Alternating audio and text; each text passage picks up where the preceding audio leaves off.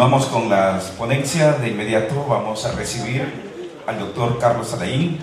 Es abogado corporativo por la Universidad de Lima, becario representado al Perú por los intercambios de grupos de estudio del Rotary Internacional Estados Unidos de América en los temas de desarrollo, de administración, de recursos humanos y derecho laboral. Graduado en el primer diploma de especialización en análisis, gestión y resolución de conflictos en el contexto social, comunitario, ambiental y de explotación de los recursos naturales de la Pontificia Universidad Católica del Perú. Maestrista de la Universidad Nacional de Rosario, Argentina, Universidad Nacional Mayor de San Marcos, ha sido docente principal de la Universidad Juan Pablo II de Lima, Perú, Universidad Peruana de la Integración Global, en la dirección académica del Ilustre Colegio de Abogados de Lima, profesor visitante en la Universidad Abierta para Adultos de la República Dominicana, UAPA, y es exponente a nivel nacional e internacional. Vamos a recibir al doctor Carlos Alberto Alain con la temática Fenómeno Migratorio en Perú. Muchas gracias, buenas tardes. Ante todo, estoy muy contento de regresar a esta ciudad después de 4 años, sobre todo por la invitación de la consultora del doctor Mendieta, de la Corte de Machala, y quería yo hoy día tocar el tema, y porque esta temática es sobre derechos humanos. Y para tocar este tema, me puse a pensar un poco en lo que está viviendo Latinoamérica el día de hoy. Y estamos viviendo un hecho sin igual, inaudito. ¿Y por qué quería tocarlo el día de hoy? ¿Para qué quería que nosotros tuviéramos un poquito de conciencia de qué es lo que estamos viviendo? Porque en América Latina, en 200 años de América Latina libre, no hemos vivido nunca un fenómeno similar como el que está sucediendo en Venezuela. Y mi opinión el día de hoy era un poquito pensar fuera, más allá de los pensamientos que he visto en la prensa de nosotros, los países vecinos a Venezuela, sin tener nosotros fronteras, Ecuador, Perú, con toda esta migración que está sucediendo, cómo va a cambiar el contexto latinoamericano y cómo va a cambiar un poco las economías de los países. Entonces yo decidí hacer esta aventura de ingresar a saber qué es lo que había pasado, porque nosotros nos habíamos acostumbrado a tener migraciones externas, migraciones de otros continentes. Es más, nuestros países andinos eran exportadores de personas y nunca importadores. Y hoy día nos estamos comportando como unos trogloditas cuando tenemos seres exactamente igual que nosotros que están migrando por necesidades humanitarias. El día de hoy yo lo que he tratado de hacer pensar, y quiero llevar solamente más a una reflexión que a un análisis de una ponencia magistral, es cómo nosotros que estudiamos derecho, que defendemos la ley, que defendemos la Constitución, que pedimos la aplicación de la Corte Interamericana de Derechos Humanos cuando consideramos que el derecho positivo de nuestro país ha sido violentado, discriminamos a los venezolanos porque venden arepitas en la calle. No es lógico, ¿no? Cuando se lo he preguntado a amigos, colegas, me han dicho, sí, pues, pero moléstame. Por eso es que yo quería explicarles un poquito cómo ha vivido el Perú este fenómeno migratorio. Hoy leo con miedo que tenemos ya 1 millón de venezolanos en un país de 34 millones de habitantes. Técnicamente podrían tener una curul dentro del Congreso de la República de mi país. Y yo creo que el flujo puede ser aún mayor, lo que va a cambiar un poco las características demográficas del país en los próximos 20 años, ¿no? Así que quería contarles un poco, porque hoy ya los peruanos nos vendemos por nuestra comida, y no me miren a mí por el tema de la comida, por si acaso, nos vendemos porque somos un país que tenemos una rica gastronomía de 4 continentes, y nos llamamos nosotros los peruanos mistura, y nos llamamos porque somos mezcla de europeo, indígena, africano y oriental, y esa es nuestra famosa gastronomía peruana. Pero eso que hoy nos caracteriza y que nos dice que somos una mezcla de razas, un crisol de razas, nos hace seres muy despreciables cuando tenemos hermanos que migran hacia nuestro país y cuando nosotros hace 20 años migrábamos e invadíamos otros pueblos hermanos sin que nadie nos dijera nada. Así que voy a comenzar un poquito con cómo hemos podido enfocar este tema de migración, qué es la migración, cuáles son las características del fenómeno migratorio, qué es lo que ha sucedido en el Perú en los fenómenos migratorios, para entender un poquito y a quien le interese un poco hacer el análisis desde su propia perspectiva y cómo analizar, por ejemplo, los fenómenos migratorios en el Ecuador. Esta ponencia les pueda servir como una ayuda de memoria para poder entender un poco el diagrama de flujos migratorios que han habido y cuáles son las políticas públicas que están llevando nuestros países para entender esto que se nos viene y que no va a parar, ¿eh? Y que no va a parar. Ojo, nuestros países no están mirando este tema.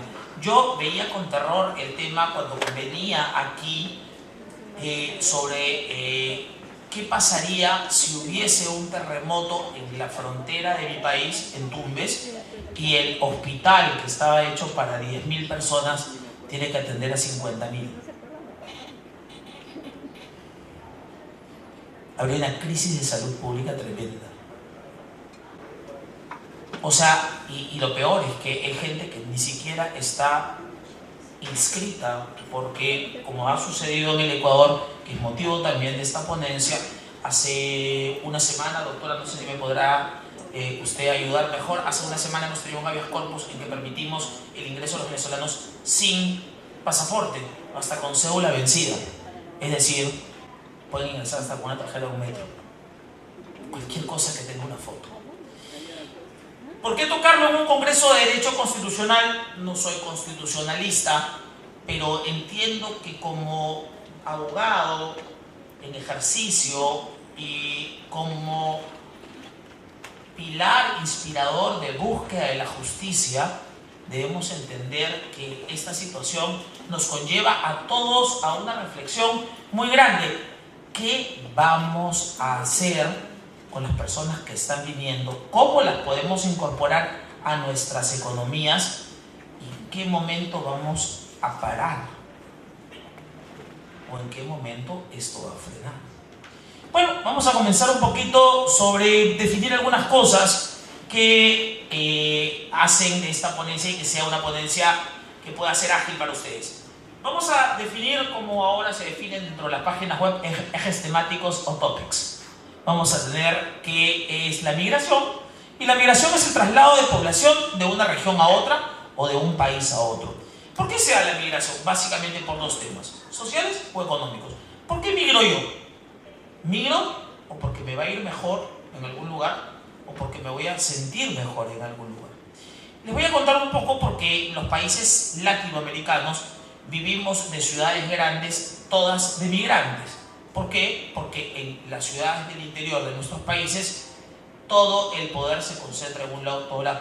Y se los digo yo, que vengo de un país absolutamente centralista. Los 33,5 millones de peruanos que vivimos, 11 viven en mi ciudad.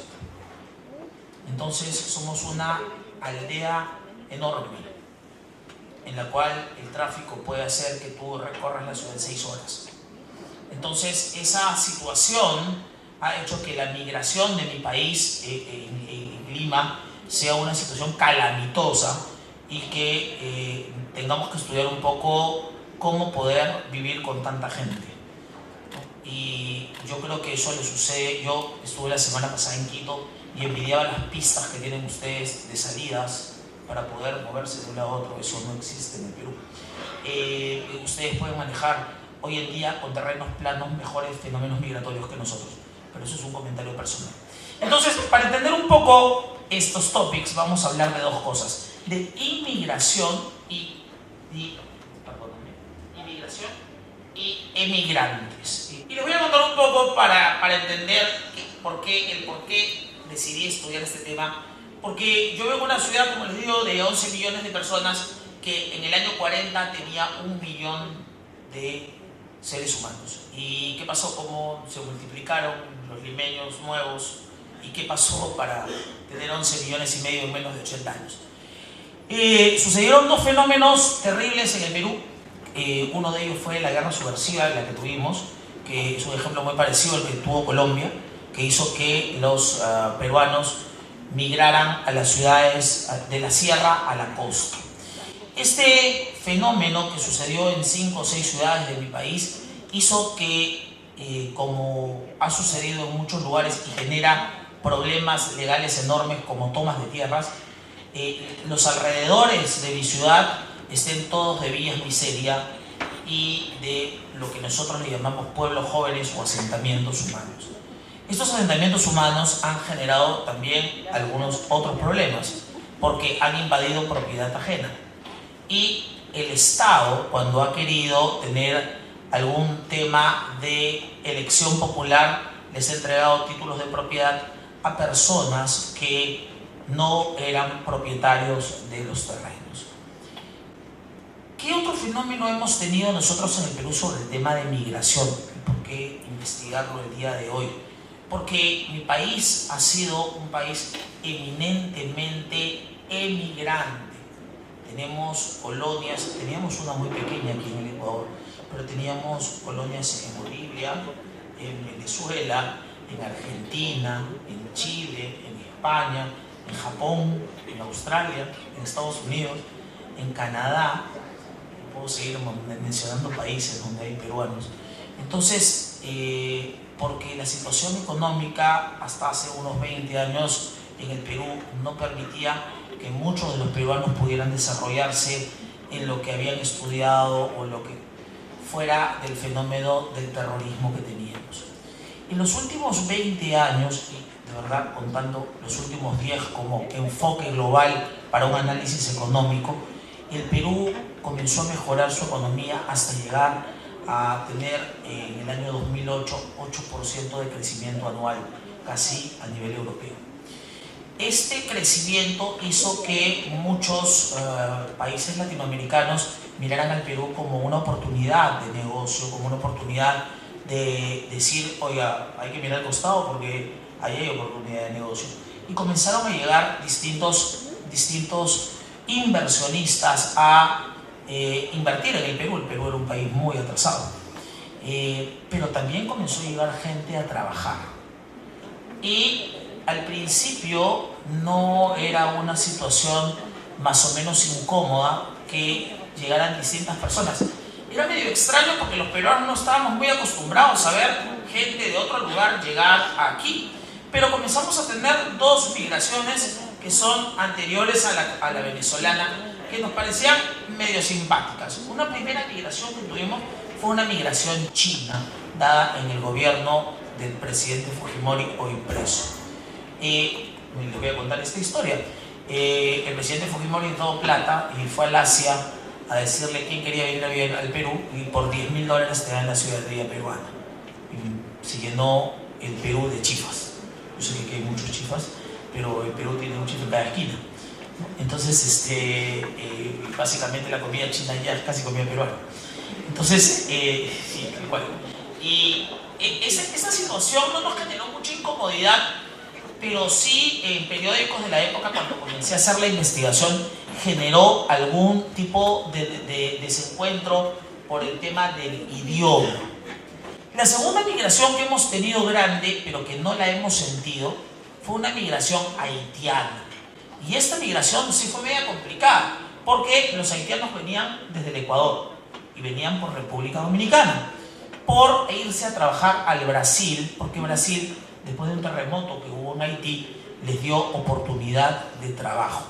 El problema de los haitianos, no sé si sucedió aquí, pero en el Perú sucedió, fue un tema muy complicado de racismo, porque la gente no les daba trabajo, y de clasismo y de idioma, no aprendían el español.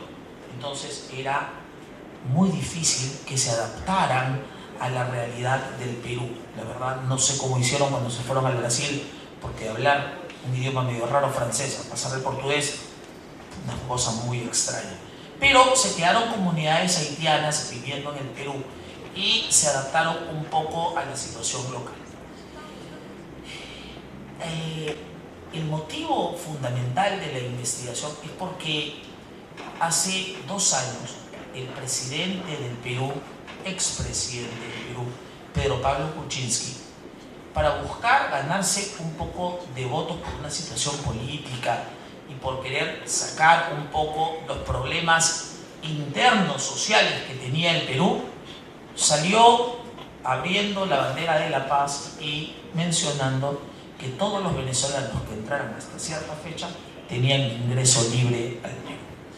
Y le complicó la historia a ustedes. ¿Por qué? Porque la ruta para llegar al Perú era cruzando por Colombia y Ecuador. Entonces, y generó situaciones terribles. Es el Perú el que ha generado esta situación. Porque la gente comenzó a migrar, pero las migraciones del 2016 a la fecha han sido paulatinas y cada vez más miserables. Las últimas las han hecho caminando. Y tal vez las noticias lo pudieron ver. Yo quise, antes de hacer esta ponencia, vivir en carne propia, cruzar el Cebado. No sé si alguno de ustedes ha tenido la oportunidad de cruzarlo en los últimos 2 meses. Yo no lo había hecho desde las últimas veces que he venido de Ecuador en avión, pero antes lo hacía muy seguido por tierra. Y era un cruce rápido. Entendí que en los últimos 2 meses entraban entre 3.500 y 5.000 venezolanos, cruzaban la frontera sobre ese pequeño espacio fronterizo. Quien ha ido al centro de atención binacional se ha podido dar cuenta que es un centro bastante moderno, en la cual solamente hay 3 personas que atienden por país. Multipliquen por 3.500 personas. ¿Ustedes creen que esas personas se podrían dar abasto para atender a toda la cantidad de migración que hay? Fuera que entre el Perú y Ecuador hoy, por políticas binacionales, no hay fronteras. Porque no hay frontera. Entonces, esta frontera se volvió una coladera. Yo no sé si estoy entrando a temas muy espinosos, pero si ya la municipalidad o la alcaldía del Oro tiene alguna política pública con los migrantes que están llegando. En el Perú ha sido parte del debate de la última elección de la semana pasada, qué hacer con las personas que están llegando. Porque al principio llegan a infraestructura que existe. Pero ¿qué pasa si vamos llenando esta sala de 10, de 200, de 300, de 10.000 personas? Les aseguro que ya no habrían sillas, tal vez no habrían escaleras, tal vez habría gente sentada aquí mismo, tal vez habría gente sentada encima uno de otro. Es un poco la realidad de lo que está sucediendo en América Latina. ¿Cuánto nuestros países están tomando conciencia como política país de que esto está sucediendo y de que esto va a afectar o no va a afectar el crecimiento o decrecimiento de nuestros países? Les cuento un poco porque en el Perú esta situación de migración, que es absolutamente válida, que le hemos escuchado con otros conferencistas que han hablado sobre las normas de la OIT, que han mencionado todos los pactos internacionales, que han suscrito los países andinos. Es más, el Perú, en Quito, tiene el UNASUR, y el UNASUR, la presidenta de Argentina creó la Patria Grande, creando esta exoneración de visas a todos los latinoamericanos, los sudamericanos por lo menos, en la época de que se reunía Hugo Chávez y la presidenta Kirchner. Entonces, para entender un poco este tema, hay que situarnos en qué vamos a hacer como país y qué vamos a hacer nosotros como juristas para sentar opinión, para dar opinión, para crear, para qué hacer con todas estas personas que llegan en una crisis humanitaria sin igual. Y les cuento todo este tema porque mi ciudad ha recibido, les cuento, pasamos de 1 millón a 11 millones en 80 años, flujos de personas increíbles. Y hoy en Lima, para esta última elección, el debate municipal era un poquito como en La Paz, de hacer movimientos aéreos con canaletas que se llaman teleféricos y comenzar a crear algunas otras formas de que la gente se pueda movilizar de un lado a otro, porque como diría la salsa, ya no hay espacio para más gente. Entonces, ¿qué vamos a hacer en este espacio de la Panamericana que nos lleva hasta Venezuela? Que se van a crear pueblos. Yo les digo, esto va a suceder. Van a nacer nuevos pueblos, van a nacer de gente que ha migrado y se llamará el nuevo Caracas, el nuevo Maracaibo, nuevo Valencia, en distintas partes de nuestra carretera, ¿no? Alguno me preguntaba y me decía, oiga, pero ¿por qué está investigando este tema si para las empresas esto no es un problema? Hay mano de obra más barata y aumenta el consumo. Y alguno que haya estudiado algún tipo o algún curso de economía me dirá, si yo quiero producir y aumenta el consumo, mi almacén se vacía, yo vendo todo y sigo teniendo utilidad. Si fuera un curso básico de estrategias de marketing o de ventas de curso de administración, uno podría entender ese tema. Pero el factor social es el punto fundamental de entender y explicar y permitir este tema migratorio. ¿A dónde nos lleva toda esta reflexión? A que hoy América Latina se está pareciendo un poquito a Europa. Y sin tener una zona euro como la tienen en Europa, estamos teniendo una zona de migración en la cual cada vez es más común ver gente de América que trabaja en algún lugar a otro donde se están quitando un poquito las fronteras. Pero esta situación debería permitir, por ejemplo, que los estados partes de la Organización de Estados Americanos, por ejemplo, no pongan tantas trabas para la revalidación de títulos universitarios si uno quiere trabajar de algún lugar a otro. Que permitan las migraciones controladas como sucede en Canadá o en Australia, donde también esos países han tenido fenómenos migratorios enormes, pero son las propias políticas de Estado las que permiten el ingreso o el no ingreso de personas. Fuera de todo este punto, yo quería dejar solamente una reflexión en un Congreso de Derechos Humanos. Hagamos que esta situación que está viviendo Venezuela no sea más difícil, no entendiendo la situación de estas personas que están llegando a nuestros países porque hayan llegado sin que ellos lo hayan pedido.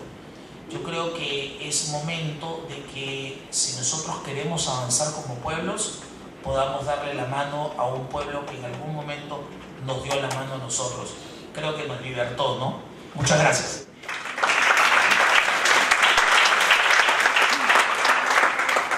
Doctor Carlos Alberto.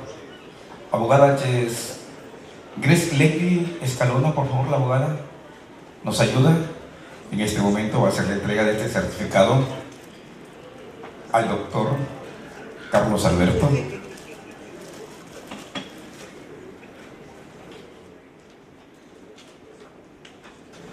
Solicito por favor a la doctora Isabel Ramírez, es el Instituto Panamericano de Derecho Procesal, ella es directora, lo declara miembro honorario. Lo declara miembro honorario del Instituto Panamericano de Derecho Procesal.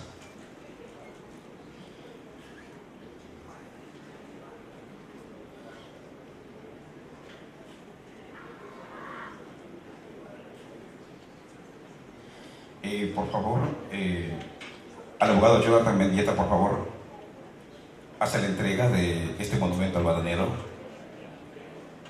al doctor Carlos Alberto Alain, de la República del Perú. Lo lleva directo a Lima, ¿no? Directo a Lima, a la capital.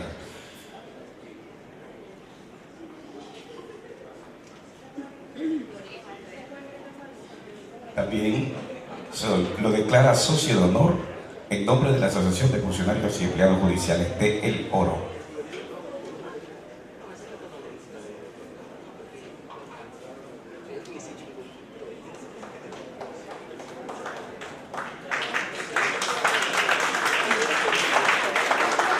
Muchas gracias.